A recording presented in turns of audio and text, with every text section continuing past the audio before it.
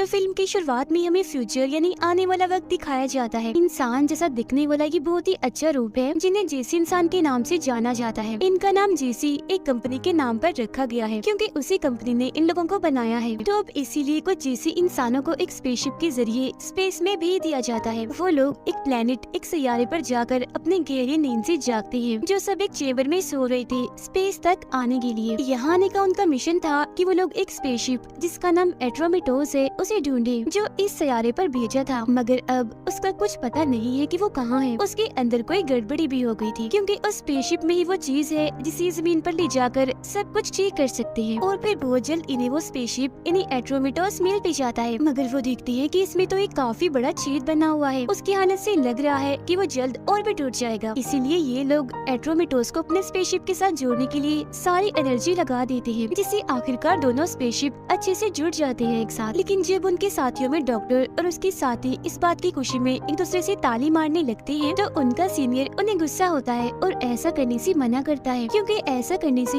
उनकी जेसी सिस्टम में खराबी हो सकती है। जिसके बाद वो लोग जेसी कंपनी के मैनेजर से राब्ता करते हैं और बताते हैं कि हमें एट्रोमिटोस मिल गया है और अब हम उसका कंप्यूटर भी चला पा रहे हैं। लेकिन हाँ, अब से पहले इस कंप्यूटर को 3 माह पहले चलाया गया था जिसके बाद तो वहाँ से कोई खबर नहीं आई, न ही कोई वहाँ से जवाब दे रहा है। तो इस वजह से हमारा मानना है कि एट्रोमिटोस के सारे लोग मारे गए हैं। जिस पर मैनेजर कहता है कि अगर तुम एट्रोमिटोस को बचाने के लिए अगर कोई मिशन करना चाहते हो तो अपना वक्त ही बर्बाद कर रहे हो। तुम बस ऐसा करो, एट्रोमिटोस पर रखा सारा जरूरी सामान ले लो और बस वापस अपने स्पेसशिप में आ जाओ। और जो सामान तुम्हें बचाकर लाना है वो एक केमिकल का बॉक्स है यानी जिसकी मदद से हम जमीन के माहौल को ठीक कर सकते हैं। तुम्हें तब तक वहाँ रहना होगा जब तक तुम उसे हासिल न कर लो। इसे लेने में तुम्हें 2 साल भी लग सकते हैं। अब हम देखते हैं इनकी एक साथी को जिसका नाम आयरिस है जो अपने कंप्यूटर पर एट्रोमिटोस की सारी जानकारी निकाल रही होती है। एक वीडियो में एट्रोमिटोस का कैप्टन कहता है, शुक्र है आखिरकार कई रुकावटों के बाद हम यहाँ से निकल रहे हैं। मगर फिर दूसरी वीडियो में कैप्टन कहते हैं कि हर गुजरते घंटे के साथ यहाँ के हालात खराब होते जा रहे हैं। सब लोग अजीब हो गए हैं, बगावत पर उतर आए हैं। ये देखकर उनका सीनियर कहता है, क्या है ये आम इंसान भी हमेशा कोई न कोई गड़बड़ी कर देते हैं। फिर आखिर में हम जैसी लोगों को ही सब ठीक करना पड़ता है। अब अचानक से उन्हें एट्रोमिटोस से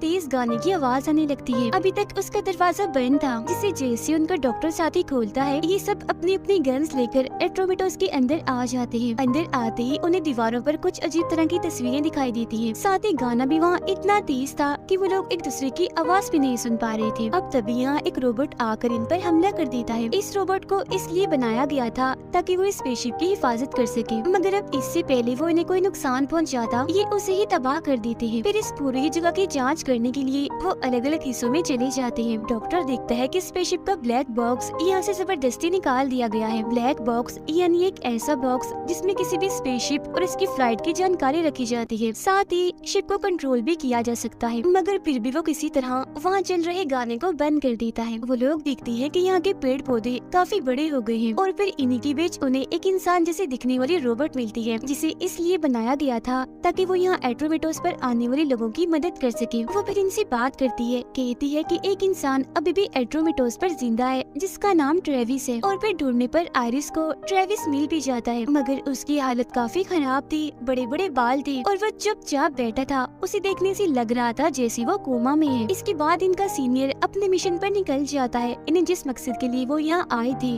वो था केमिकल बॉक्स को ढूंढकर वापस लाना, मगर काफी ढूंढने पर भी वो उसे यहाँ मिलता ही नहीं। अब ये सारे लोग एक जगह पर इकट्ठा होते हैं। सब कहते हैं कि हमने हर एक जगह पर वो केमिकल बॉक्स ढूंढा लेकिन हमें वो कहीं पर भी नहीं मिला। अभी लोग अपने सिस्टम में ट्रेविस के बारे में पता लगवाने लगते हैं जिससे इन्हें पता चलता है कि ट्रेविस एक इंजीनियर है। अब मजीद जांच करने पर उन्हें ट्रेविस के बारे में खास पता नहीं लगता। अब इनका सीनियर इन्हें बताता है कि बाहर से देखने में तो ट्रेविस बिल्कुल ठीक लग रहा है, मगर उसके दिमाग में काफी गड़बड़ियाँ चल रही हैं। हो सकता है किसी बड़े हादसे की वजह से उसके साथ ऐसा हुआ हो। अब इनका कमांडर ट्रेविस से बात करने की कोशिश करता है मगर वो उसे कोई जवाब नहीं देता, तो इसीलिए वो ट्रेविस की जिम्मेदारी आयरिस को देता है क्योंकि वो दिमाग की काफी अच्छी डॉक्टर है। अब सारी जानकारी हासिल करने के लिए वो रोबोट भी इनकी कोई मदद नहीं कर सकती, क्योंकि एड्रोमेटोस की तरह उसकी भी सारी यादें मिटा दी गई है। इसी दौरान डॉक्टर की दोस्त को कंपनी की मैनेजर का मैसेज मिलता है, जिसमें वो पूछ रहा था कि क्या तुम्हें केमिकल बॉक्स मिल गया है, और हाँ, मैंने तुम्हें बताना था कि तुम यहाँ काफी देर तक शायद फंसे रहने वाले हो, इसीलिए अपने इस वक्त का अच्छे से इस्तेमाल करो और केमिकल बॉक्स को ढूंढने में लग जाओ। अब आइरिस ट्रेविस के पास जाकर उसे दोस्ती करने की कोशिश करती है और पूछती है कि जो लोग एड्रोमेटोस पर आए थे उनके बीच की ताल्लुक दोस्ती कैसी थी, क्योंकि स्पेस में काफी दिन तक रहना इन चीजों पर असर डाल सकता है। अब आइरिस कमांडर और सीनियर के पास जाकर उन्हें बताती है कि मैंने जितने भी सवाल ट्रेविस से किए उसने मुझे किसी भी बात का जवाब नहीं दिया, मगर जैसे मैंने इस रोबोट लड़की का नाम लिया तो उसके चेहरे पर अजीब से बदलाव आने लगे, और इंसानों में ये बात हैरानी वाली नहीं है कि वो किसी रोबोट को पसंद करने लगे, खास करके तब जब वो रोबोट इंसान जैसी ही दिखती हो। और जैसा कि हम जानते हैं कि ट्रेविस एक इंजीनियर है, तो हो सकता है कि उसने इस रोबोट लड़की में बदलाव कर दिए हों अपने मुताबिक जिसे वो चाहता है, जिस पर सीनियर कहते हैं कि मैं अब इस रोबोट की जांच करना चाहता हूँ और पता लगवाना चाहता हूँ कि आखिर ट्रेविस और इस रोबोट के बीच में क्या है, और ट्रेविस ने अगर इसके साथ किया है तो क्या किया। जिस पर कमांडर फैसला करते हैं कि अब से मैं थोड़ी थोड़ी देर के लिए रोबोट लड़की को ट्रेविस के पास भेजूंगा, क्योंकि ऐसा करके वो लोग सारी बात पता लगवा सकते हैं, जिसमें वो इस रोबोट लड़की को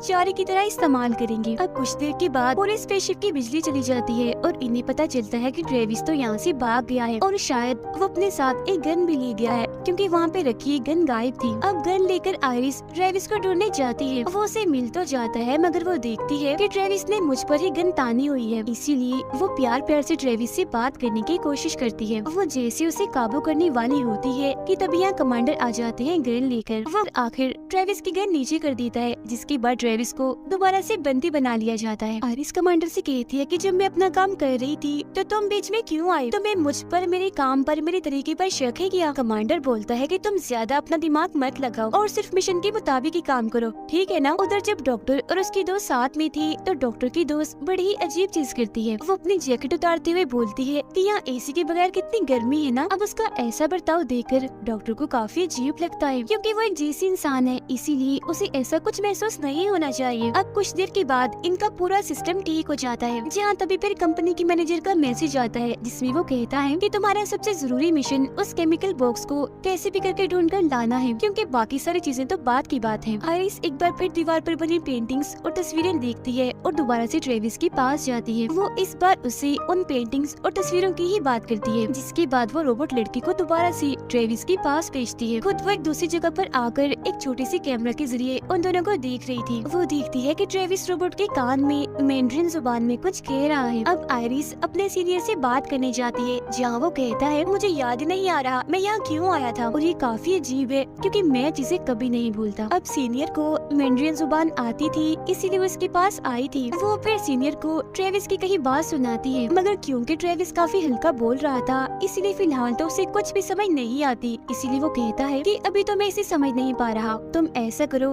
ये रिकॉर्डिंग मुझे दे दो, मैं इसे बाद में सुनकर अच्छे से समझ लूंगा। जिसके बाद दोबारा से आइरिस ट्रेविस और रोबोट पर नजर रखने के लिए पहुंच जाती है। वो फिर देखती है कि मेरा हाथ कांप रहा है, तो इसीलिए किसी की भी नजर में आने से पहले वो अपने हाथ को काबू कर लेती है। अब कुछ देर के बाद जब रोबोट बाहर आती है तो आइरिस उससे पूछती है कि ट्रेविस ने तुम्हारे कान में क्या कहा था, जिसके जवाब में रोबोट कहती है कि उसने कहा था कि हम बेशक एक नहीं हो सकते, मगर तुम मेरे दिमाग में हमेशा हो। और अब जब ये बात सीनियर को पता चलती है तो वो समझ जाता है कि ये बात गलत है, क्योंकि अब तक रिकॉर्डिंग वो भी सुन चुका था और समझ गया था कि रोबोट किसी वजह से झूठ बोल रही है। मगर एक रोबोट ऐसा कैसे कर सकती है, क्योंकि रोबोट तो झूठ बोलते ही नहीं है। अभी सब लोग आपस में बात कर रही होती है कि आखिर कैसे हम ट्रेविस से अपने सवालों के जवाब हासिल करें। सीनियर उसे मारपीट करके जवाब लेने का मशवरा देता है, मगर कमांडर और डॉक्टर ऐसा करने से मना कर देते हैं, क्योंकि वो ऐसा कोई तरीका नहीं अपनाएंगे जिसमें वो ट्रेविस को मारे पीटे। अब डॉक्टर के साथ ही बोलती है कि मेरे बाथरूम में कोई खराबी हो गई है, तो डॉक्टर उसे ठीक करने के लिए चला जाता है। वो जब खराबी ठीक कर देता है तो उसकी दोस्त उसे गले से लगा लेती है और अपने साथ रुकने का बोलती है। उधर आइरिस अभी भी ट्रेविस पर नजर रखी हुई थी और इस पर ट्रेविस बोलता भी है, मगर रशियन जुबान में। अब इससे पहले कि उसकी बोली हुई बात को कंप्यूटर समझ पाता,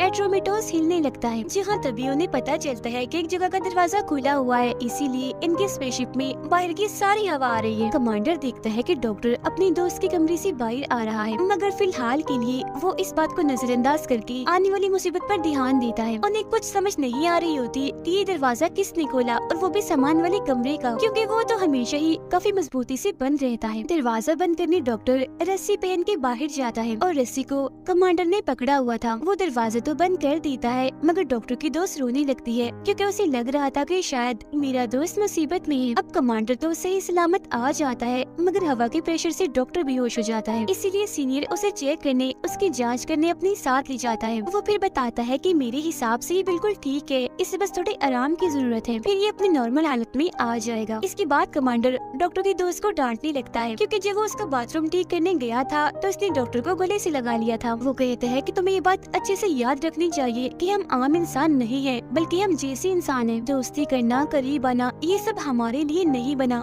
थोड़ा ख्याल रखो तुम। आरिस अब सीनियर से पूछती है कि क्या कोई रोबोट झूठ बोल सकता है, जिस पर सीनियर कहते हैं कि हाँ रोबोट झूठ बोल सकते हैं अगर उन्हें किसी बात का झूठा जवाब देने के लिए प्रोग्राम किया जाए तो। वैसे अपनी मर्जी से वो कोई झूठ नहीं बोल सकते। और हाँ, मैंने उस रोबोट लड़के की जांच की थी मगर मुझे तो उसमें से कोई भी ऐसी प्रोग्रामिंग नहीं मिली। अब आइरिस दोबारा से अपने सिस्टम पर आ जाती है ताकि ट्रेविस की रशियन जुबान में कही हुई बात को समझ सके। मगर तभी यहाँ डॉक्टर की दोस्त आ जाती है और बताती है कि ट्रेविस ने ये जो रशियन जुबान में कहा है ये तो एक किताब में लिखी गई बात है। हमें जिंदा देखकर ये ट्रेविस पता नहीं क्या सोच रहा है, कुछ समझ नहीं आ रही। ये सुनकर आइरिस फौरन ट्रेविस के पास जाती है और उसे बिजली का झटका लगाती है। कहती है कि मुझे लगता है तुम बिल्कुल ठीक हो, बस बीमार होने का ड्रामा कर रही हो। अब की बार इस बात का जवाब ट्रेविस फ्रेंच जुबान में देता है जो आइरिस समझ भी जाती है क्योंकि उसे भी थोड़ी बहुत फ्रेंच जुबान आती थी। इस बार उसने दोबारा से किसी किताब का जिक्र ही किया था। डॉक्टर के दोस्त ने एट्रोमेटोस का वो सिस्टम ठीक कर लिया होता है जिससे वो राब्ता कर सकती थी मगर उसे दोबारा से वही वीडियो आ जाती है जो पहले भी आई थी। असल में ये सारे पुराने रिकॉर्डिंग्स है जो हर 2 घंटे के बाद आ रही हैं। कमांडर उसे कहता है कि तुम लगातार जमीन पर मैसेज भेजती रहो जब तक कि कोई जवाब नहीं आ जाता। ये देखकर वो रोने लगती है जिस पर कमांडर उसे दोबारा से डांटता है कि तुम क्या कर रही हो, जैसे हो कर रो रही हो। अब इसी वक्त डॉक्टर भी यहाँ आ जाता है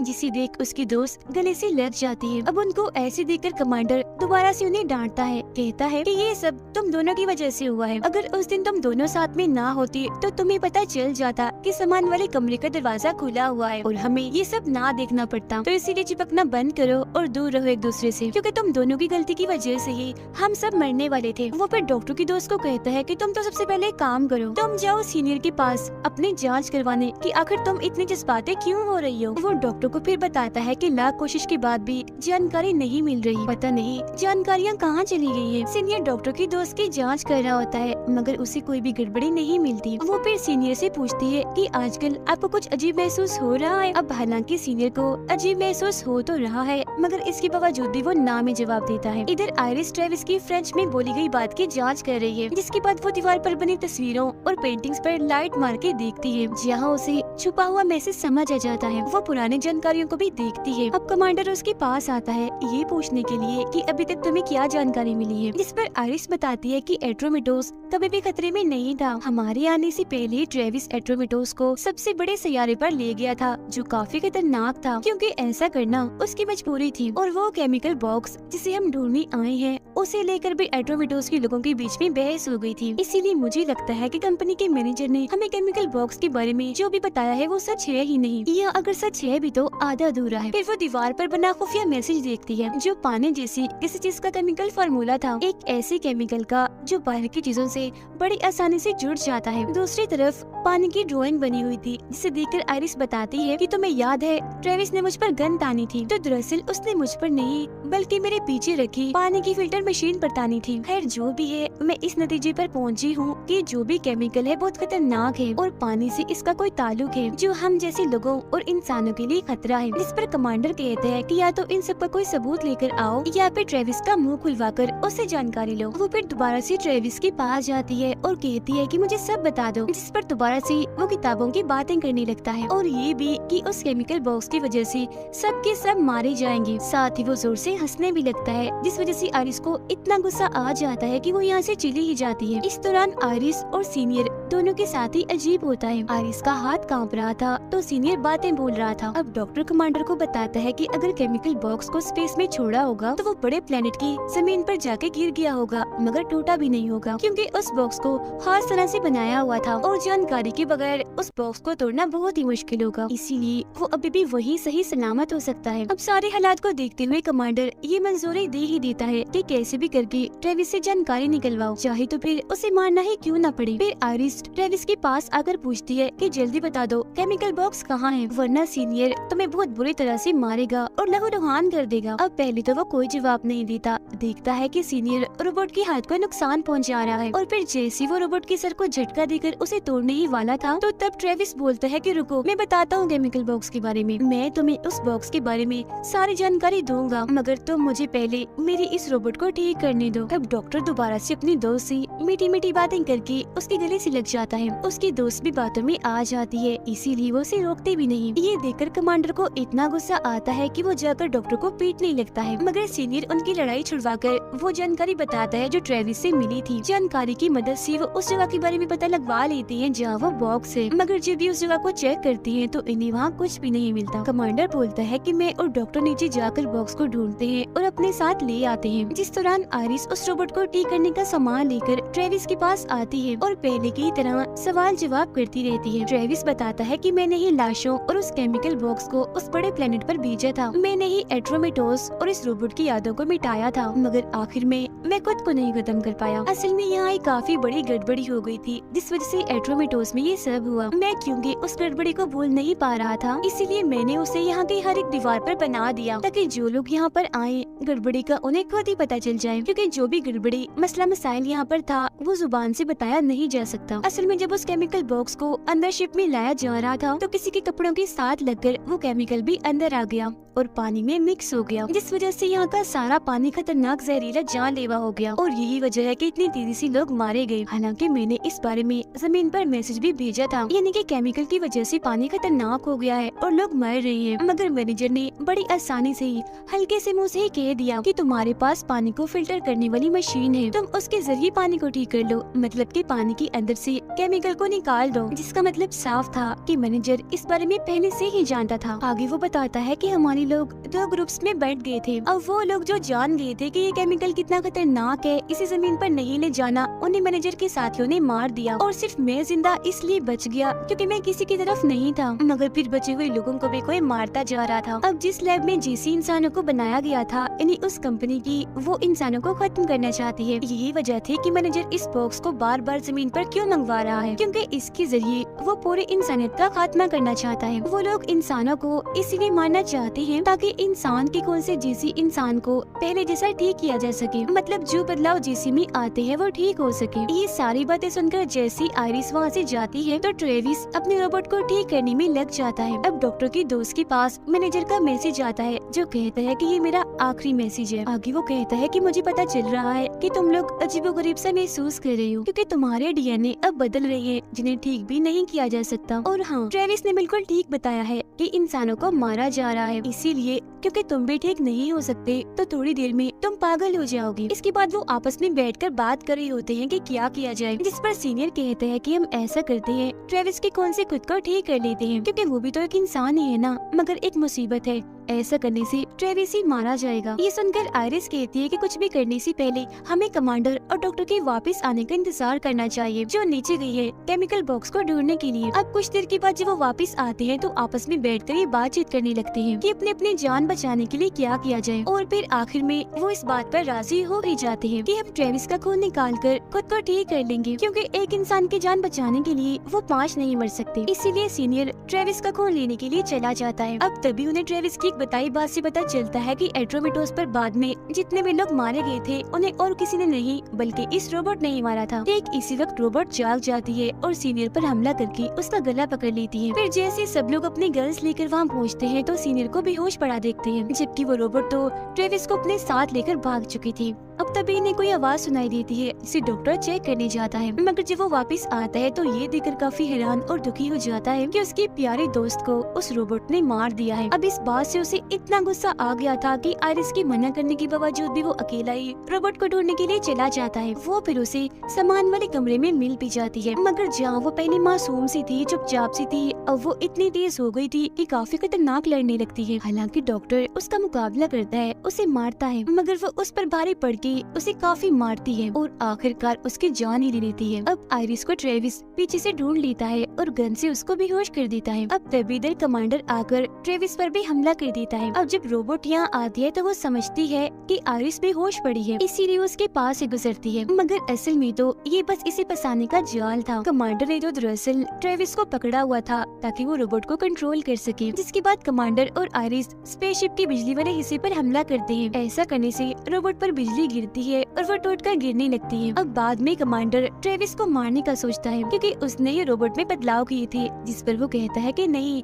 मैंने ऐसा कुछ नहीं किया। अब तभी इधर आयरिस अपना फैसला बदल लेती है। वो ट्रेविस की बजाय कमांडर को ही मार डालती है। आयरिस फिर बताती है कि 98% जैसी लोगों में एक गड़बड़ी आई है, बचे हुए 2% लोगों में मैं भी हूँ, जब भी तो मेरे अंदर कोई बदलाव नहीं आया। और आयरिस ने ट्रेविस को जिंदा इसलिए छोड़ा था क्योंकि रोबोट में बदलाव उसने नहीं किए थे। वो शुरू से ये जानना चाह रही थी कि आखिर उसमें बदलाव किसने किए थे और वो झूठ कैसे बोल पा रही थी, इसीलिए वो उस बारे में ट्रेविस से पूछती है। जिस पर वो बताता है कि असल में वो रोबोट चाहती थी कि वो और मैं एक जैसी होकर एक दूसरे के करीब आ सके, इसीलिए उसने खुद नहीं अपने अंदर बदलाव किए थे, मगर मैं ये नहीं जानता था कि वो इतनी खतरनाक हो जाएगी और उसकी प्रोग्रामिंग भी बदल जाएगी। इन सब सवालों का जवाब पाने के लिए हमें जमीन पर जाना होगा। अब आयरिस ट्रेविस को एक छोटे स्पेसशिप के जरिए जमीन पर भेजती है। यहाँ पर जो भी हुआ वो सब बताने के लिए भी कहती है, क्योंकि खुद वो यही रुककर अपनी जान लेना चाहती है, खुद को खत्म करना चाहती है। वो कहती है कि मैं इसी लायक हूँ क्योंकि एक बार बचपन में गुस्से की वजह से मैंने किसी को मार दिया था। अब जैसे ट्रेविस यहाँ से दूर जाता है, वो इस स्पेसशिप को